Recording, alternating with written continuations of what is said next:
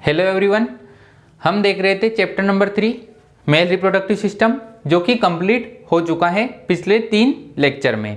आज हम इसका सेकंड टॉपिक शुरू करने वाले हैं, female reproductive system. Female reproductive system को भी हम ठीक उसी प्रकार समझेंगे जैसे कि हमने मेल रिप्रोडक्टिव सिस्टम समझा था। पूरा डायग्रामेटिकली फॉर्म में इसको कवर करेंगे। थ्योरी इसमें हम ऐड नहीं करने वाले हैं। जो भी एनसीईआरटी में थ्योरी दी गई है वो सारी डायग्राम की फॉर्म में ही क्लियर हो जाएगी। डायग्राम को समझने से ही पूरी थ्योरी समझ में आ जाएगी। तो शुरू करते हैं female reproductive system. Female reproductive system में भी एक प्राइमरी सेक्स ऑर्गन पाया जाता है, बाकी के सारे एक्सेसरी सेक्स ऑर्गन या सेकेंडरी सेक्स ऑर्गन पाए जाते हैं, या एक्सेसरी डक्ट्स बोल सकते हैं उनको। तो इसमें जो प्राइमरी सेक्स ऑर्गन होता है कौन रहेगा, जो कि ओवा प्रोड्यूस करेगा। ओवा कौन प्रोड्यूस करता है? ओवरीज। तो ओवरीज से होता है ओवम रिलीज। तो ये हो गए primary sex organ. Primary sex organ कितने? फीमेल के अंदर, फीमेल रिप्रोडक्टिव सिस्टम में प्राइमरी सेक्स ऑर्गन का वर्क कर रही है ओवरी, जो कि ओवम को रिलीज करती है। तो 1 पेयर इसमें प्राइमरी सेक्स ऑर्गन है। बाकी के जो भी एक्सेसरी ऑर्गन है या सेकेंडरी सेक्स ऑर्गन बोल सकते हैं या एक्सेसरी डक्ट्स बोल सकते हैं, तो वो कौन है? वो है ओविडक्ट। 1 पेयर ओविडक्ट, एक तो ये, एक ये, या फिर इसको सेकंड नेम है इसका फेलोपियन ट्यूब। तो 1 पेयर फेलोपियन ट्यूब, एक यूटेरस और वजाइना। ये सब एक्सेसरी डक्ट्स हैं या एक्सेसरी सेकेंडरी सेक्स ऑर्गन है। सेकेंडरी सेक्स ऑर्गन बोल सकते हैं। प्राइमरी सेक्स ऑर्गन कौन है? ओवरी, जो कि ओवम को प्रोडक्शन करती हैं। तो 2 ओवरीज पाई जाती हैं, लेफ्ट एंड राइट। अब मेल और फीमेल जो रिप्रोडक्टिव सिस्टम में इनकी लोकेशन अगर हम देखें तो मेल रिप्रोडक्टिव सिस्टम में जो प्राइमरी सेक्स ऑर्गन है टेस्टिस, वो बन तो एब्डोमिनल कैविटी में रहते एम्ब्रियोनिक स्टेज में, लेकिन जस्ट बिफोर बर्थ वो डिसेंट होकर स्क्रोटल सेक में आ रहे थे टेम्परेचर को मेंटेन करने के लिए। यहां पर क्या होता है, जो फीमेल रिप्रोडक्टिव सिस्टम में वो पूरा पेल्विक फ्लोर से ऊपर पाया जाएगा, जबकि मेल रिप्रोडक्टिव सिस्टम में पेल्विक फ्लोर से बाहर आ चुके थे। कौन? Primary sex organ testis. यहां पर जो फीमेल रिप्रोडक्टिव सिस्टम में ये पूरा पेल्विक फ्लोर से ऊपर पाया जाता है, मतलब पेल्विक रीजन में पाया जाता है, पेल्विक कैविटी में पाया जाता है। जो एब्डोमेन है वो 2 रीजन में बटा हुआ है।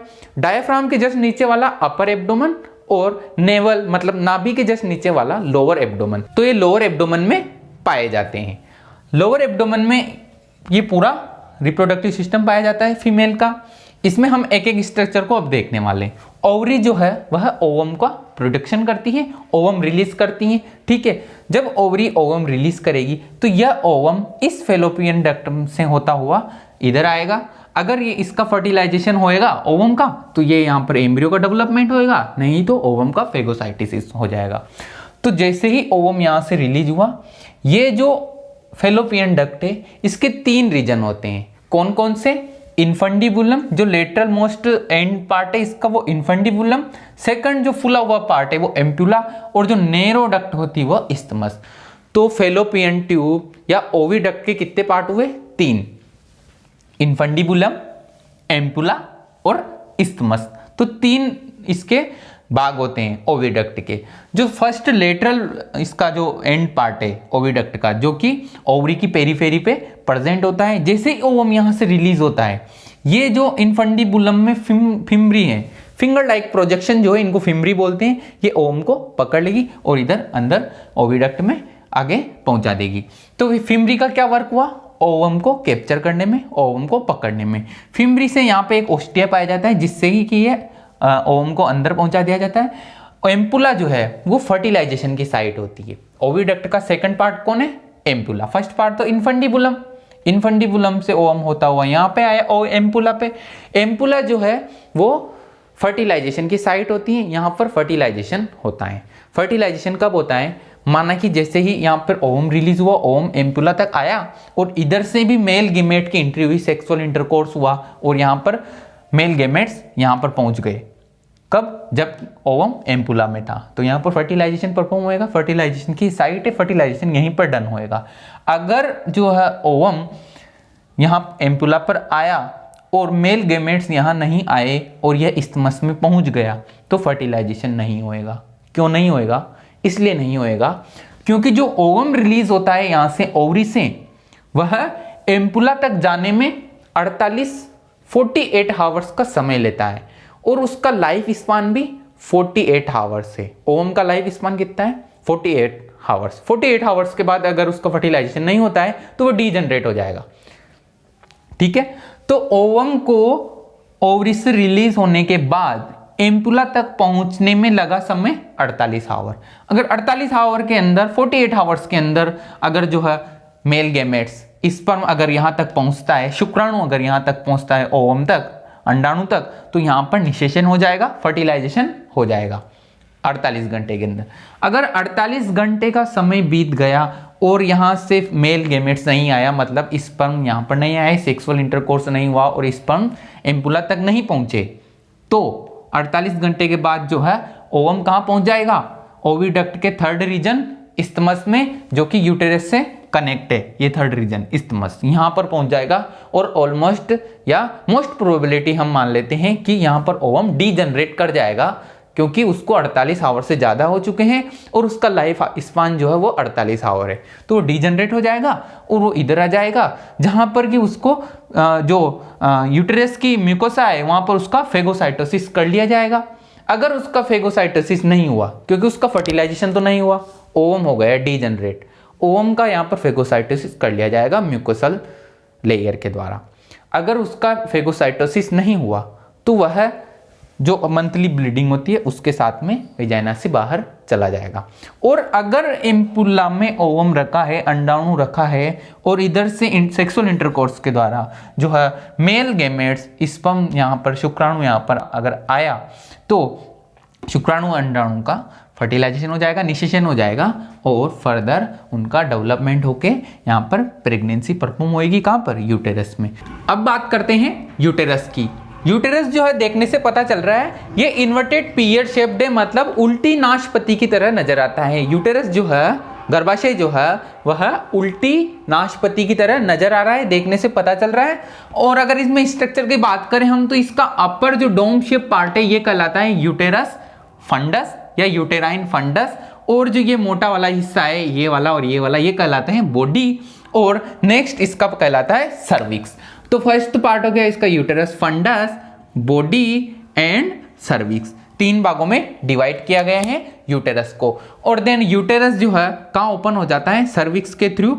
इसका जो सिलेंड्रिकल पार्ट है, सर्विक्स यहाँ वाला है, यहाँ से लेकर यहाँ वाला, यहाँ से लेकर यहाँ वाला, इसके यहाँ पर पोर होता है, यहाँ पर भी पोर मानना, ये होते हैं इंटरनल ओस, ये एक्सटर्नल ओस कहलाता है। ठीक है, तो लॉन्ग सिलेंड्रिकल पार्ट जो है वह सर्विक्स है। अपर डोम शेप पार्ट यूटेरस का फंडस, मोटा मोटा वाला हिस्सा जो है लार्ज पार्ट जहां पर कि एम्ब्रियो अटैच होता है, ये कहलाता है बॉडी, और जो लॉन्ग सिलेंड्रिकल पार्ट है वह कहलाता है सर्विक्स। यूटेरस सर्विक्स के थ्रू कहाँ ओपन होता है? वेजाइना में। नेक्स्ट रीजन जो आ रहा है यहाँ पर फीमेल रिप्रोडक्टिव सिस्टम में वो है वेजाइना।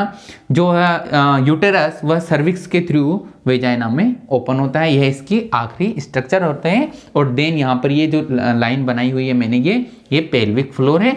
तो मतलब यहाँ पे समझ में आ रहा है कि जो फीमेल रिप्रोडक्टिव सिस्टम है वो पेल्विक फ्लोर से ऊपर पाया जाता है। तो हम बात कर रहे हैं इसकी हिस्टोलॉजी की, ओविडक्ट की हिस्टोलॉजी।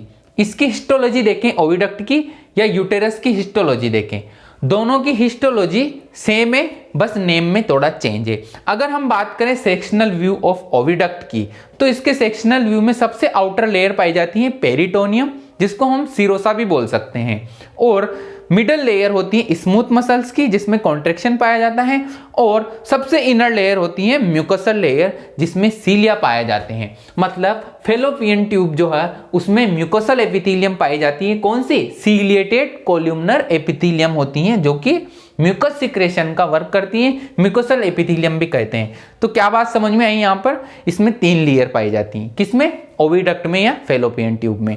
सबसे आउटर पेरिटोनियम जिसको सिरोसा भी बोल सकते हैं, मिडल स्मूथ मसल, और सबसे इनर म्यूकोसल लेयर। ये 3 लेयर पाई जाती हैं। म्यूकोसल लेयर में लगे होते हैं सीलिया, और सेल्स कौन सी होती है? कोल्यूमनर। तो इसके एपिथेलियम हो जाएगी सीलिएटेड कोल्यूमनर एपिथेलियम, सीलिएटेड कोल्यूमनर एपिथेलियम या म्यूकोसल एपिथेलियम बोल सकते हैं हम। किसकी?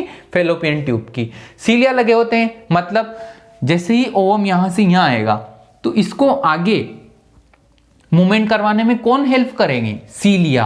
किसके? ओविडक्ट की इनर लेयर में लगे हुए सीलिया। और इसमें पाई जाने वाली स्मूथ मसल्स ये भी कॉन्ट्रैक्शन रिलैक्सेशन के द्वारा ओवम को आगे बढ़ने में मदद करेगी, तो ओवम आगे बढ़ता रहेगा। तो ये तो इसकी हो गई ओविडक्ट की हिस्टोलॉजी। अगर बात करें यूटेरस की हिस्टोलॉजी की, तो इसमें भी ठीक वैसी प्रकार की लेयर्स पाई जाती हैं। आउटर मोस्ट पेरिटोनियम, जैसे सिरोसा भी बोल सकते हैं, बीच जो मिडल लेयर होती है वो स्मूथ मसल्स की बनी होती हैं, और जो इनर लेयर है वो म्यूकोसल लेयर की बनी होती है। लेकिन यहाँ पर नाम चेंज है इनके। जो ओविडक्ट के रेफरेंस में तो हम इनको जनरल नेम से ही जानते हैं, लेकिन यूटेरस की अगर हम बात करें तो इनके नाम चेंज है, इन्हीं जनरल लेयर्स के नाम चेंज है। कौन से हैं? सबसे inner most endometrium, middle myometrium और आउटर पेरीमेट्रियम। ये सब में कॉमन मेट्रियम आ रहा है। मेट्रियम वर्ड है मेट्रा, मेट्रा मीन्स यूटेरस, तो ये यूटेरस ही है इस नेम का मतलब। तो एंडोमेट्रियम, मायोमेट्रियम और पेरीमेट्रियम 3 प्रकार की पाई जाती है। नाम में चेंज क्यों है? क्योंकि यूटेरस जो है वो स्पेसिफिक फंक्शन परफॉर्म करता है, साइक्लिक फंक्शन परफॉर्म करता है, इसलिए उसके नाम चेंज है। लेकिन ये नाम जो है एंडोमेट्रियम, मायोमेट्रियम और पेरीमेट्रियम, ये यूटेरस के सिर्फ 2 भागों के लिए दिए गए हैं। कौन से? फंडस और बॉडी। इन दोनों के रेफरेंस में बोले जाएंगे ये नेम, एंडोमेट्रियम, मायोमेट्रियम, पेरीमेट्रियम। लेकिन यूटेरस का जो थर्ड पार्ट है सर्विक्स, उसके रेफरेंस में ये नेम नहीं कहे जाएंगे। क्यों नहीं बोले जाएंगे? क्योंकि जो यूटेरस के फर्स्ट और सेकंड पार्ट है फंडस एंड बॉडी, ये cyclic function, cyclic changes perform करते हैं। हर मंथ में यहाँ पे साइक्लिक चेंजेस होते हैं, जैसे कि फीमेल्स में मेंस्ट्रुअल साइकिल पाई जाती हैं। एंडोमेट्रियम जो है टूट टूट के बाहर निकलती हैं और हर मंथ ब्लीडिंग होती है, जिसको मेंस्ट्रुअल साइकिल बोलते हैं। तो यहाँ पर साइक्लिक चेंजेस पाए जाते हैं।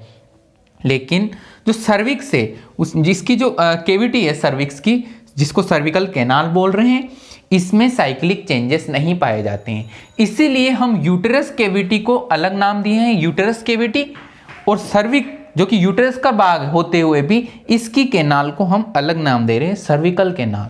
मतलब यूटेरस की जो केविटी है वो ठीक यहाँ तक ही है, बॉडी तक ही। यूटेरस की जो केविटी है वो सिर्फ यूटेरस के 2 रीजन को कैरी करती है, एक यूटेरस फंडस और एक बॉडी। जो यूटेरस का तीसरा पार्ट है उस वाली केविटी को हम यूटेराइन केविटी नहीं बोल रहे हैं, हम उसको सर्विकल कैनाल बोल रहे हैं। इसको नाम अलग दिए हुए हैं। और इसकी जो लेयर्स है उनको हम एंडोमेट्रियम, मायोमेट्रियम, पेरीमेट्रियम भी नहीं बोल रहे हैं। क्यों नहीं बोल रहे हैं? क्योंकि वह साइक्लिक चेंजेस शो नहीं करते हैं। कौन? ये सर्विक्स वाला रीजन। और जो यूटेरस के 2 भाग है फंडस और बॉडी, इनमें साइक्लिक चेंजेस पाए जाते हैं। कौन से साइक्लिक चेंजेस? जो कि हर मंथ परफॉर्म होते हैं। अगर फर्टिलाइजेशन नहीं हुआ तो ये जो एंडोमेट्रियम है ये डीजनरेट हो के बाहर ब्लीडिंग के रूप में निकलेगी। हर महीने, हर मंथ ऐसा होता है। तो इसमें साइक्लिक चेंजेस पाए जाते हैं, लेकिन इसमें नहीं पाए जाते हैं। ठीक है, नेक्स्ट पार्ट आ रहा है वेजाइना। वेजाइना जो है, इसमें इसकी epithelium non keratinised stratified squamous epithelium पाई जाती है, इन दोनों से भिन्न। इसमें भी सीलेटेड कोल्यूमनर एपिथेलियम थी, यहाँ पर भी कोल्यूमनर एपिथेलियम रहेगी। किसमें? यूटेरस में। लेकिन सीलिया नहीं लगे रहेंगे, यहाँ पर सीलिया रहेंगे पेचेस के फॉर्म में, पूरी में एकदम सीलिया नहीं लगे रहेंगे। और यहाँ पर वेजाइना जो है इसके एपिथेलियम थोड़ी चेंज है, non keratinized stratified squamous epithelium, जबकि इन दोनों के एपिथेलियम सेम है, बस सीलिया का डिफरेंस है। अगर हम बात करें इनकी सेल्स की, तो यहाँ पर पाई जाने वाली सेल्स रहेगी ग्लैंडुलर सेल्स। जो एंडोमेट्रियम है उसमें जो म्यूकसल लेयर है उसमें ग्लैंडुलर सेल्स पाई जाएगी, मतलब ग्लैंड्स, मल्टीसेलुलर सेल्स हैं जो कि एज अ ग्लैंड वर्क करेगी। मतलब इसकी एंडोमेट्रियम में कुछ ट्यूबुलर ग्लैंड्स हैं, मल्टीसेलुलर हैं, जो कि यूटेराइन मिल्क का सिक्रेशन करती हैं। इस मिल्क का क्या यूज है? यूटेराइन मिल्क का क्या यूज है? यूटेराइन मिल्क का यूज है कि जब माना कि यहाँ पर फर्टिलाइजेशन डन हुआ, क्लीवेज हुआ, नेक्स्ट प्रोसेस हुए, एम्ब्रियो का अटैचमेंट हुआ, कहाँ पर? एंडोमेट्रियम में। उस एम्ब्रियो को न्यूट्रिशन कौन प्रोवाइड करवाएगा? उस एम्ब्रियो को पोषण कहाँ से मिलता है? अपरा के द्वारा, प्लेसेंटा के द्वारा। प्लेसेंटा से एम्ब्रियो को न्यूट्रिशन मिलता है। लेकिन जस्ट अटैचमेंट के बाद प्लेसेंटा बनती है क्या? नहीं बनती। जस्ट अटैचमेंट के जो अर्ली एम्ब्रियो है उसमें प्लेसेंटा नहीं बनती है। तो न्यूट्रिशन कहाँ से लेता है? वो न्यूट्रिशन लेता है यूटेराइन मिल्क से। और यूटेराइन मिल्क कौन सीक्रेट करती है?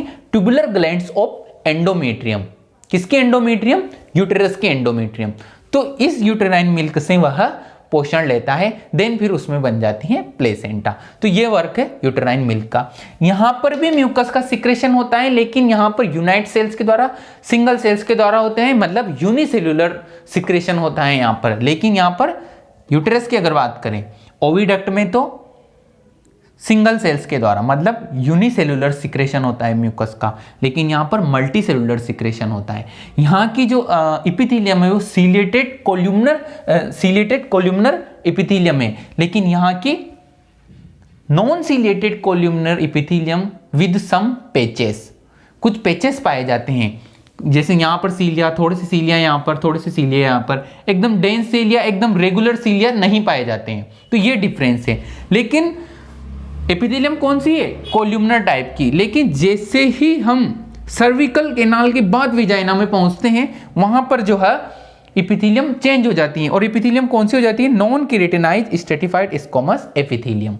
ठीक है, ये जो ग्लैंडुलर ये जो सिलेंड्रिकल पार्ट है यहां से यहां तक का, ये सिलेंड्रिकल पार्ट कहलाता है सर्विक्स। और इसकी inner layer cervical mucosa. Cervical mucus secrete करती है। काय का सिक्रेशन करती है? सर्वाइकल म्यूकस का। सर्वाइकल म्यूकस जो है वह दो टाइप का होता है, थिन एंड थिक। अगर वह थिन है तो वह प्री ओव्यूलेशन का है। दो टाइप का सिक्रेशन करती है, थिन और थिक। अगर हम यहां से इसका म्यूकस कलेक्ट करें, इसको हम वेजाइनल फ्लूइड भी बोल देते हैं। जो सर्वाइकल म्यूकस है उसको वेजाइनल फ्लूइड भी बोलते हैं। तो अगर इसको कलेक्ट करें, अगर वो थिन है तो वह थिन मतलब वाटरी है, थोड़ा सा वाटरी है, थिन है, तो हम इसको बोल सकते हैं कि यह टाइम चल रहा है प्री ओव्यूलेशन का। जैसा कि हम जानते हैं कि फीमेल्स के अंदर मेंस्ट्रुअल साइकिल चलती है और as a mid menstrual cycle 14 दिन के अंदर एग रिलीज होता है यहाँ से। तो हम इसको दो भागों में बांट सकते हैं, एग रिलीज होने वाले दिन से पहले के दिन और एग रिलीज होने वाले दिन से बाद के दिन। तो प्री ओव्यूलेशन टाइम और पोस्ट ओव्यूलेशन टाइम। अगर जो वोटरी रिलीज हुआ है यहाँ से, सर्विकल म्यूकस जो है वो वोटरी है, वो पतला है, थिन है, तो हम बोल सकते हैं कि यहाँ पर एस्ट्रोजन का लेवल हाई है। एस्ट्रोजन जो हार्मोन चलते हैं, एस्ट्रोजन और प्रोजेस्टेरोजन, तो एस्ट्रोजन का लेवल हाई है। और अगर यहाँ पे से कलेक्ट किया गया जो फ्लूइड है वो विस्कस है, गाढ़ा है और कम है क्वांटिटी में और थिक है, तो हम मान सकते हैं, हम ये कह सकते हैं कि ये जो टाइम चल रहा है पोस्ट ओव्यूलेशन का। तो यहाँ से प्राप्त वेजाइनल फ्लूइड्स के बेसिस पे हम ये पता कर सकते हैं कि प्री ओव्यूलेशन टाइम चल रहा है या पोस्ट ओव्यूलेशन टाइम चल रहा है। अगर जो प्राप्त किया गया फ्लूइड, वेजाइनल फ्लूइड या सर्वाइकल म्यूकस थिन है, वाटरी है, पतला है, मात्रा में ज्यादा है, तो हम बोल सकते हैं कि यहाँ पे एस्ट्रोजन का लेवल हाई है और बोल सकते हैं कि यह प्री ओव्यूलेशन का टाइम है। और अगर यहाँ से वेजाइनल फ्लूइड जो तुम्हें मिला है, सर्वाइकल म्यूकस जो हमने प्राप्त किया है, अगर वह थिक है, मोटा है, विस्कस है, गाढ़ा है, मात्रा में कम है, तो हम बोल सकते हैं कि यहाँ पर प्रोजेस्टेरोन का जो है लेवल हाई है और ये जो टाइम चल रहा है फीमेल के अंदर ये पोस्ट ओव्यूलेशन का टाइम चल रहा है। तो ये बात हो गई यहाँ पर सर्विक्स की, सर्विकल कैनाल की। नेक्स्ट अगर हम बात करें आखिरी, तो वो है वेजाइना। वेजाइना जो है वो non keratinized stratified squamous epithelium की है। और वेजाइना कहाँ से शुरू हुई है? ठीक एक्सटर्नल ओस। जो सर्विकल कैनाल है ये इंटरनल ओस के द्वारा, जो इंटरनल छेद है, इंटरनल ओस के द्वारा तो यूटेरस में खुलती है और एक्सटर्नल ओस के द्वारा वेजाइना में खुलती हैं। तो एक्सटर्नल ओस के जस्ट बाद वाला जो रीजन रहेगा वो वेजाइना रहेगा। और वेजाइना की जो म्यूकस होती है वो वेजाइना की जो लेयर होती है एपिथेलियम, वो नॉन म्यूकस होती है। यहाँ पर कोई म्यूकस सिक्रेशन नहीं किया जाता। जो वेजाइना में म्यूकस मिलता है वो सर्विकल म्यूकस होता है, मतलब यहाँ पर कोई ग्लैंड नहीं पाई जाती है, यहाँ पर कोई म्यूकस टाइप का पदार्थ सिक्रेट नहीं किया जाता है। वेजाइना में जो हमें सिक्रेशन मिलता है, जो फ्लूइड मिलता है, वो कौन सा होता है? सर्वाइकल फ्लूइड होता है या सर्वाइकल कैनाल में जो एपिथेलियम के द्वारा रिलीज किया गया सर्वाइकल म्यूकस होता है। तो वेजाइना में किसी टाइप का म्यूकस सिक्रेट नहीं किया जाता। वेजाइना जो है उसमें पीएच 4 से 5 रखी जाती है। किसके द्वारा? लैक्टोबैसिलस बैक्टीरिया के द्वारा। एक बैक्टीरिया होता है यहाँ पे लैक्टोबैसिलस एसिडोफिलस, इस बैक्टीरिया के द्वारा जो है वेजाइना की पीएच 4 से 5 मेंटेन की जाती है। और बैक्टीरिया कैसे मेंटेन करता है इसको? वेजाइनल फ्लूइड से ग्लाइकोजन को लैक्टिक एसिड में चेंज करके, ग्लाइकोजन को लैक्टिक एसिड में चेंज करके यह pH 4 से 5 रखता है।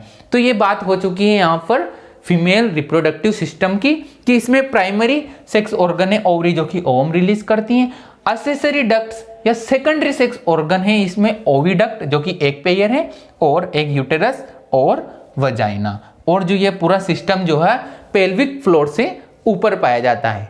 ठीक है, तो यहाँ पर ये हमारा फीमेल रिप्रोडक्टिव सिस्टम की ये वाली स्ट्रक्चर कंप्लीट होती है। नेक्स्ट लेक्चर में हम एक्सटर्नल जेनाइटेलिया की स्टडी करेंगे।